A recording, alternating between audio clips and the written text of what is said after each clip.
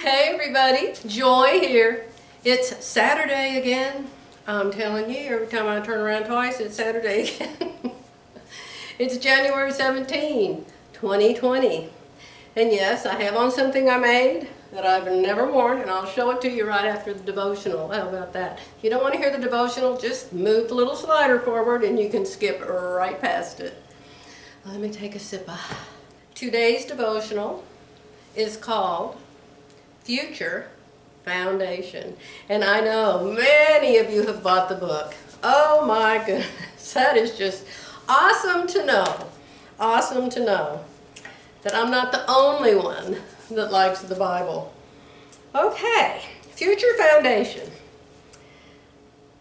A foundational promise for our Christian faith is the promise that Christ followers will live forever with Him in eternity. God has power over death, which He proved when He raised Jesus back to life. This doesn't mean that it isn't hard to lose a loved one. Grief may fill your heart, but your hope is in this promise from Jesus, that our last breath on this earth is not the end. And as Pastor Hagee says, your last breath here is your first breath there. Believing in Jesus means eternity with Him and a glorious reunion with our loved ones who also belong to Him. Okay, let's read the scripture. John 11:25-26. I am the resurrection and the life. The one who believes in me will live, even though they die. And whoever lives by believing in me will never die. What a promise that is. John 11:25-26. Awesome, awesome, awesome. Jesus has victory over death, hell, and the grave. That's why He died. And my friends, I was reading last night or the night before something about movie stars, and they said that somebody that I've always really liked is a Hindu. And I thought, how can an American be a Hindu? Is it called a Hindu, or they believe in Hindu, or I don't even know who the god is in Hindu. But I just was shocked that that person, I thought, oh my gosh, that is so sad. Okay, so that's today's devotional, and you always ask me about the book, so I'm going to tell you what the book is. It's the Illustrated Words of Jesus for Women, a daily devotional by Carolyn Larson. And I always put a link to the book in the description box below. A lot of you have already bought it. So, got to catch up on my coloring with my, you can't even see it. Oh my goodness. Okay. So you want to see what I've drug out of my closet that I haven't worn since I made it? Yes, I made the top. I may have worn the top a couple times. I'm not sure. But I know I made it because it's got bust darts and because it fits me. Otherwise I would know I didn't make it. Let me rearrange the camera and I'll do what Whitney calls a twirl for you.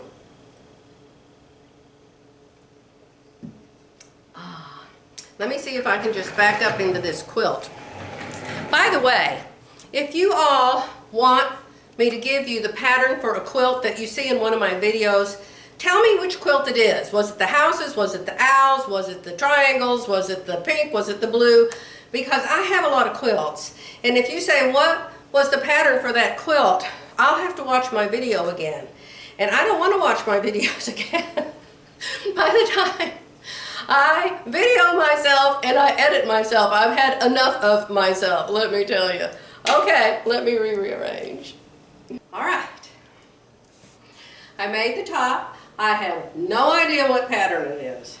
I made the skirt. I have no idea what pattern it is either. When I make a skirt, I always put a slip inside it and just attach it to the waistband when I put the waistband on the skirt, because if you have to wear a slip underneath, you either have straps falling down all the time or you have another band around your waist. And my waist has enough going around it already, it doesn't need anything else. So some wild material. I remember my sister Janice bought this same material. I don't remember what she made it into. My sister Janice, oh my goodness, can that girl sew. She used to alter wedding dresses for people. She can make a man's suit. She can outsew me with her eyes shut. But we never see each other, hardly ever talk, so I don't know what she's up to these days. But the point is, she's a fabulous seamstress, and she can make things fit perfect. So, she does not have my FBA problem, though. She's built different. Isn't it funny how you can be sisters and you can be built different? But it's true, you really can. Okay? So, the back, the side. When I was putting it on, I was like, does the slit go on the side? Does the slit go on the front? Does the slit go on the back? Where the heck does the slit go? So I decided, since it has two side seams, they must go on the sides, right? So that's where the slit's going. Okay, so we are going to go to town today. We've got to go to the post office and buy some postage. We've got to go to the pharmacy and get my heart pills. I have a fast heartbeat, so I have to take some kind of a pill for it. And we're going to go have lunch there. So I probably won't get a whole lot of videoing done today, but the next thing that I am going to video is I am going to make that scan and cut out there do something. Something. I worked hours with it yesterday, and I could not figure it out. I was trying to figure out how to hook it up to the internet. And you know, I bought that $100 book. Hey, you want me to roll that up so you can see me bigger than an ant? So I bought that $100 book, and it was supposed to have all this information to help you. No information on how, well, it had some information on how to do the wireless thing between your laptop and your scan and cut, but it wasn't correct. It said, go to Canvas Workspace. Well, it had told me in an earlier chapter to download the Canvas Workspace to my computer. So I thought, well, fine, I'll just open up Canvas Workspace. Open it up, and the screen looked completely different than what the book said. It said, click on the little head up at the top. I'm like, what head? There is no head there. So then I called Jeffrey, and Jeffrey said, I don't know, you don't even need the internet, you don't even need the wireless, just skip it. Well, I was determined I was going to get those two things hooked up. So Becky just feels so sorry for me. She's like, oh, I've got to call Joy again, Keith. Oh! She called me and she said, you're in the wrong Canvas Workspace. Go to the online one. I said, well, they told me to download it. She said, well, don't use that one. Use the one online. So I did. Everything worked after that. So then I get in my bed last night. Jerry's watching basketball all the time now in the living room, and so I hate watching sports. So I was in my bed with my laptop, and just out of the blue, I didn't even ask or search, just out of the blue, this little thing came up and said, scan and cut video by whoever. And I went, oh, maybe that's a new one on the new model. So I clicked on it. Guess what the very first thing she said was? How to hook up the wireless. And she did exactly what I ended up doing, but it took me 2 hours to figure it out. If I had watched her, I would have known it just like that. I learned more from that girl in 2 minutes than all I've learned from all the other videos I've watched. Some people can just get the point across. It is amazing. So, I am going to attempt to do something on that machine today. And when I do, it'll probably be later this afternoon since we have to go to town. And no, I'm not going to wear this. One lady said, I like you better in pants. Well, I like me better in pants too for hanging around the house. But you remember my resolution. Why do we make resolutions? I said that every day, and I feel like I'm dressing up for church now because of my devotional book. So every day, I'm going to the part of my closet where all of the dresses and the skirts and blouses are and the things I've made that I made and I had never worn. And so I'm wearing something every day that you haven't seen before, unless you were watching me back when I actually made the garment.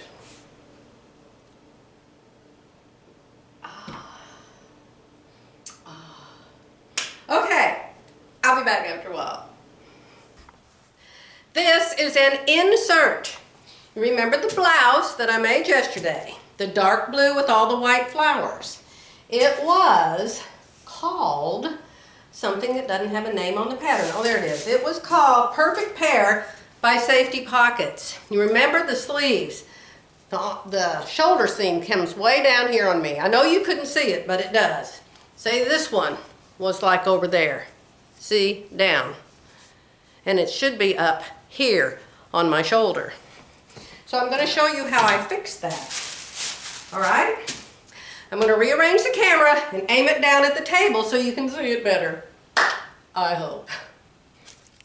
So, this is the pattern. Now, when you make a pattern with an asymmetrical hem, you have to have a whole entire front because you have to angle the hem, see? So you have to have a whole front. You can't have half a front and put it on the fold, okay? Unless you have a straight hem at the bottom. So I had to do both armholes. So what I did was, I lined the center front up on a line.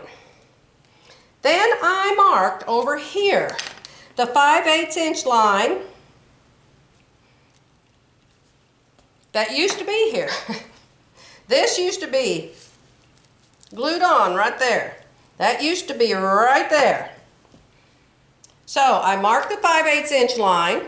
I marked the 5/8 inch line here, 5/8 inch seam allowance. Now if yours is a 1/4 inch, you'd mark a 1/4 inch. If it's 3/8 inch, you'd mark 3/8 inch. Okay, that makes sense. So I lined the center front up with a line on my table. I know that my shoulders are 15 inches apart from shoulder tip to shoulder tip. Half of that, because I'm only measuring half of my body, is 7.5 inches. So I take a ruler and I slap it down over there on that center line, because you have to line it up with your shoulder intersection where your 5/8 and your 5/8 cross each other. You line it up with that intersection, and that should be 7.5 inches because that's where I am. The plan is you want this cross mark right there. We're 5/8 inch down from here, we're 5/8 inch down from there, and we're 5/8 inch over from here, okay? So that mark should be 7.5 inches from the center front of this pattern. Check your work, check your work, check your work. Actually, it's perfect. It's absolutely perfect. So here's the center front of the pattern. It's also the center front of my body. And I'm measuring over to 7.5 inches, and that's where that little mark should be, because we're going to sew 5/8 inch off this side and up here. So 7.5 inches is right here now. Before I changed it, it was over 8 inches. It was 8 1/8 inches. Okay, so I'm going to show you what I did. This is what I cut off. I'm going to put it back up there with a little bit of temporary tape. Put your, since this has a bust dart in the armhole, fold your bust dart in. Don't be doing any cutting without your bust dart in there. Can you see there? And this was the bust dart folded. That's the part that I cut off right there. Right there. Let's tape that down. My finger look awful. I broke my fingernail. I hit something with it yesterday and pop, it just came right off. Ah! Okay. I know that I'm 7.5 inches here.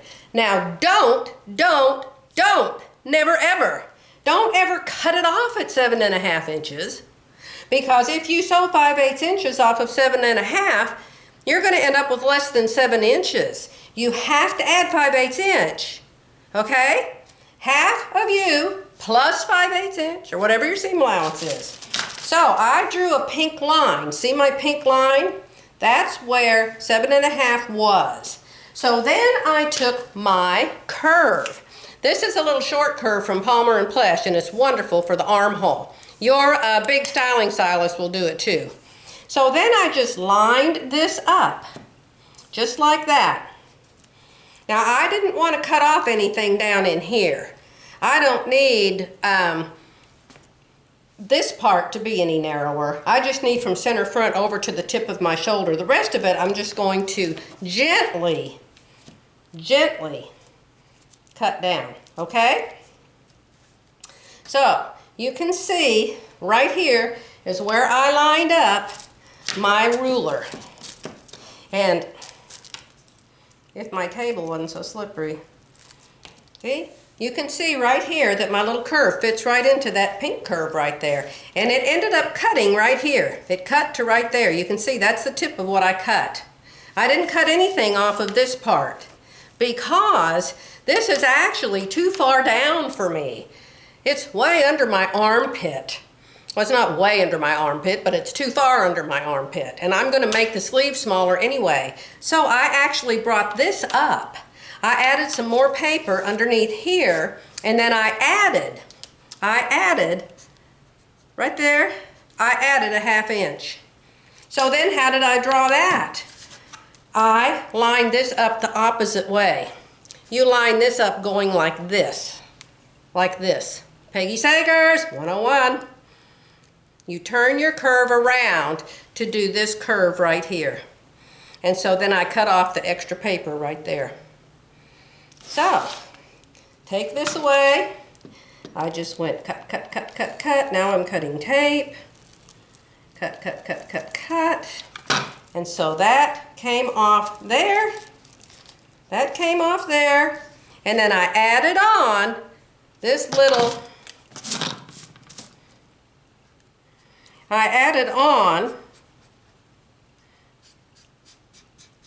can you see that?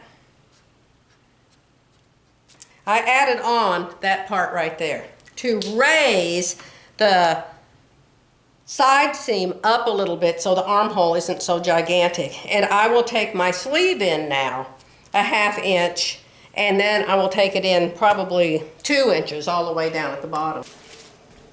This is what I made it in yesterday. And I thought the sleeves were too big, and I will take those sleeves in, but I cannot adjust the shoulder and I cannot adjust under here because I have already serged all that off. So I'm not touching that, but I will take the sleeve in on this part. So probably tomorrow I'll show you the next version I make out of this pattern. I'll be back. Hey, I started playing with my scan and cut and I completely forgot about my video. I completely forgot to eat lunch. It's 3 o'clock in the afternoon. I haven't done a great job, but at least I did cut out some stuff. But I can't show it to you or my video will be way too long. So I'm going to come back soon and show you what I've learned about the scan and cut. But I have to say goodbye for today or this video will never go up.